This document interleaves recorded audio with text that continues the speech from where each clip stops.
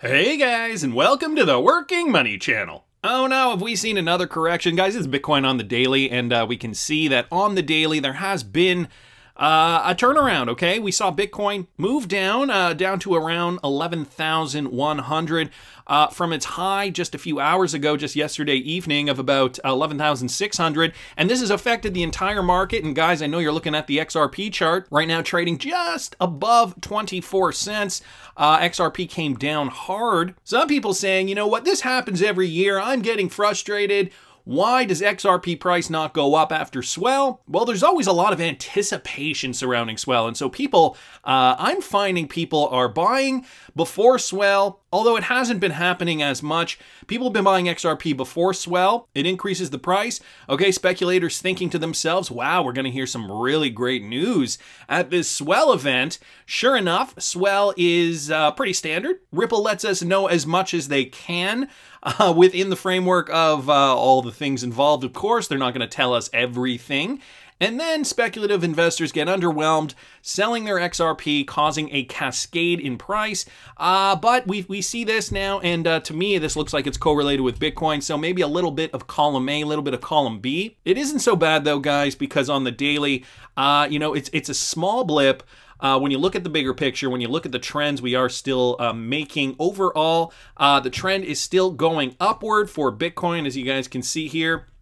Let me zoom out. Bitcoin's still going up, okay? Still making higher highs, higher lows. And again, this is on the daily, and we are going to see, you know, down days, up days, down days, up days. Of course, we want to see more positive green than bullish red, and this has been what we're seeing so far with regards to the long-term trend. So overall, Bitcoin's still looking very, very bullish. Overall, XRP is still moving upward, despite the fact that we did see a bit of a turnaround yesterday. Okay, it is still following Bitcoin. When Bitcoin makes new highs, we are going to see XRP rise as well, guys. It's been an interesting morning because the second day of swell just wrapped up yesterday. There was some interesting news at swell. We're going to talk a little bit about it. I wanted to mention, though, that Uphold has finally announced that you'll be able to keep your XRP tokens on the Uphold platform in order to claim Spark. So this announcement, they tweeted it out about 15 hours ago. Uphold is supporting the Spark token airdrop. You'll receive Spark tokens on a one-to-one basis to the amount of XRP you hold on December 12, 2020. So Uphold, also a participant for the Flare Network giveaway of Spark tokens. So this from New World Bank 2 on Twitter. Got to thank him for posting that. And guys, this from XRP_Crow at Stetus on Twitter. Updating his infographic of all the places where you can, the 9 exchanges and 8 wallets, where you can now store your XRP and claim Spark tokens. Of course, there are many different options out there. As you guys know, I am partial to the Ledger. I do have a Ledger, and I did do a video a few weeks ago now, actually probably a couple months ago now, detailing how you are able to set up your Ledger Nano S or X in order to claim Spark tokens with your XRP. Again, I'll link it up here in the top right-hand corner for those of you guys who still haven't seen it. But I wanted to thank Stetus here for updating these graphics. He's a really great resource to have in the community, does a lot of great research, and it gives you a visually pleasing method to kind of get your information. So thanks so much, Stetus, for updating this infographic. And guys, this from XRP Crypto Wolf on Twitter. The Bank of Japan officially downplays fears over China's digital currency. So we know China's at the forefront of digital currency adoption, basically leaving the United States and the rest of the modern world behind with regards to cryptocurrency, at least in the sense of having their CBDC ready to roll out pretty soon. But the Bank of Japan isn't actually worried about this. No single digital currency will dominate global transactions if central banks strive to enhance their own settlement system. This coming from a senior Bank of Japan official. And he's brushing aside the fears that China's rapid progress of the digital yuan could upend markets.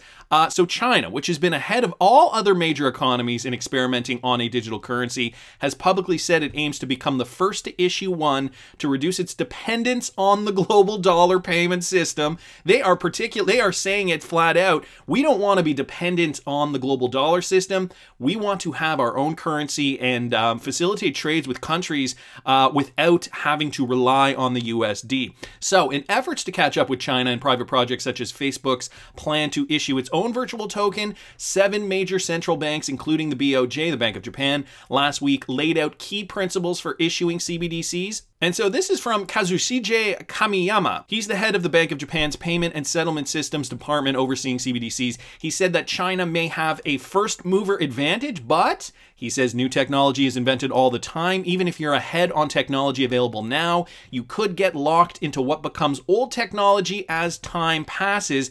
And then he continues by saying, I don't think a single currency will dominate the world as long as each country makes full efforts to improve its settlement system. We'd like to keep tabs on what other central banks are doing and learn from them, not just from China, but from other countries as well. Did you guys notice that he mentioned improving their settlement system? I skipped over this part here, but it's also mentioned in this article, efficient settlement system. This again, a quote from Kamiyama. So clearly there's an emphasis on the efficiency of settlement here. You know, even with CBDCs, if you can't settle instantly, they're kind of, no different than the current fiat system that we're already using. I also think that Japan isn't too worried because SBI, obviously a big player in the Japanese financial system, is also a partner of Ripple, a major stakeholder, and Yoshitaka Kitao now has the ear of the president of Japan. So China CBDC obviously not spooking these guys one bit. They know they have the better, more efficient technology. And you know what? It's only a matter of time. I think the United States must have woken up by now, realizing, we got to lay it on the line. We got to get up and rolling so that we can allow companies within our country do business all over the world. Part of the setback has to do with holding digital assets like XRP. But once that moves, guys, everything will move. And we're seeing this even, this just out recently from Michael at Val5 Links about blockchain adoption and how in 2020 it is no longer considered an exotic emerging technology. So this coming out from Ripple's Insights, published just yesterday on their website. I'll link this article in the description, but for those of you guys who want the takeaways, blockchain payment solutions are scaling. Digital assets are increasingly being considered for facilitating payments, especially when paired with blockchain technology. And the industry innovators are realizing significant growth even among the beer flu pandemic. So scalable blockchain payment solutions, signs are positive that the flywheel is very much in motion across the globe when it comes to blockchain payment solutions. Slightly over 1/3 of the report's respondents currently use blockchain technologies for sending or receiving payments for customers. Segmented by business type, the leading sector is digital banks, followed closely by retail banks and money transmitter or payment providers. Guys, we're going to get into this idea of the flywheel in a bit. There is more information on that, so hang tight. Many of these institutions adopted blockchain technology to increase speed of payments, achieve high level of reliability, improve data transparency, and realize long-term operational cost savings. Blockchain solutions continue to scale as businesses introduce new services to existing customer segments or expand existing services into new regions. So case in point, cross-border payments, as blockchain payment solutions continue to solve for many the pain points related to cross-border payments, adoption has steadily grown. So Ripple stating this outright in this report, the fact is real-time settlement for cross-border payments is seen as a business necessity for many, as well as in demand by consumers and businesses. If the technology is there to settle instantly, why not use it? Especially if it's not expensive to use. This is the prevailing idea that's going on in the industry right now. So down here, just to conclude, what the Blockchain and Payments 2020 report makes abundantly clear is that blockchain is no longer an exotic emerging technology. It is a mature technology that is being battle tested and continues to advance both in terms of use cases and adoption. And if 2020 is any indication, blockchain will play an increasingly vital role in payments in the years to come. So guys, again, this is from Ripple's own webpage, Ripple Insights, and I will link it in the description for those of you guys who want to read further.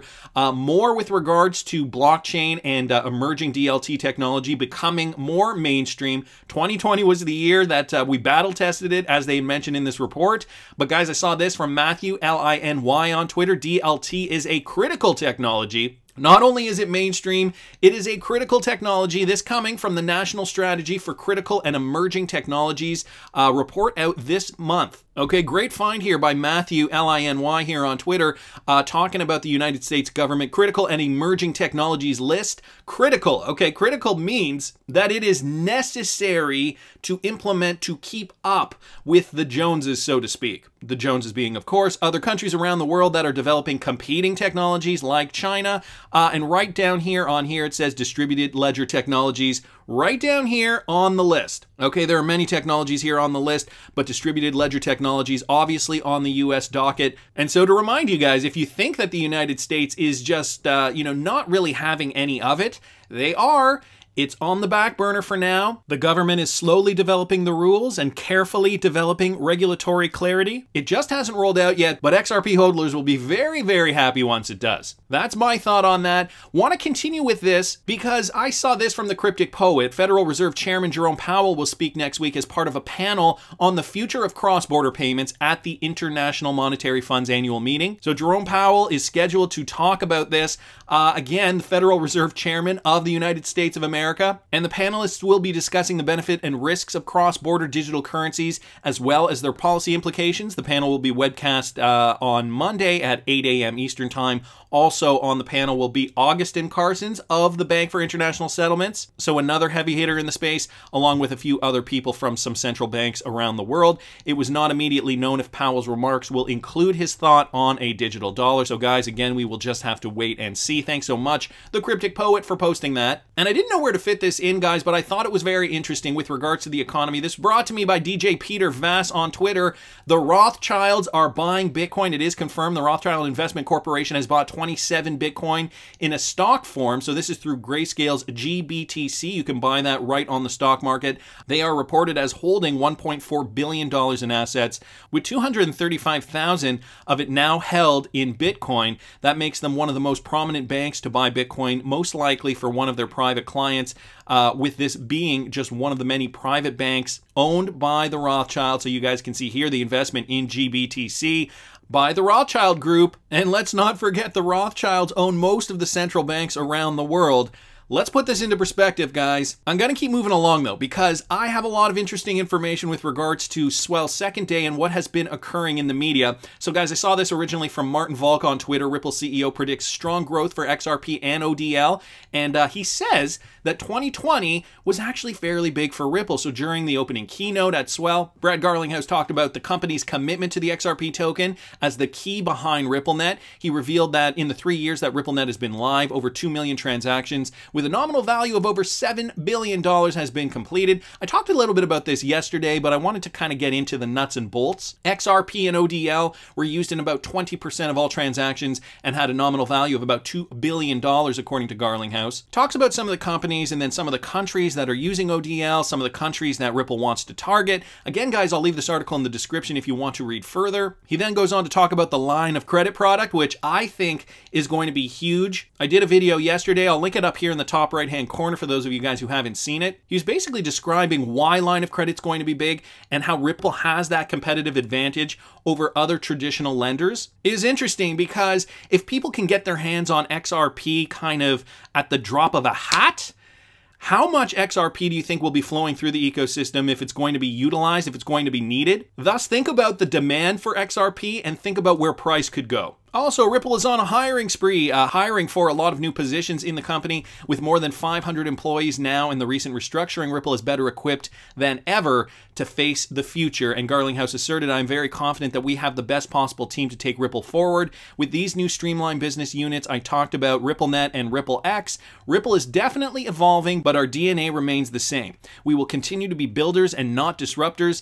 As others in this industry have continued to consolidate or lay off employees, we have been able to grow, adding over 50 people just during the quarantine." So you can see how big Ripple is getting. Even during this time where the economy is contracted, Ripple is still growing. Of course, there's always going to be a need for payments. And this is why I think, in my opinion, they're doing so well. Also, they haven't been disruptors in the space. They have worked with government, and this is why, in my opinion, XRP is one of the best kept secrets by the powers that be. They don't want the mainstream to know about it yet. Of course, there are fringe factions, niche communities like the XRP community who have already caught on to the plan.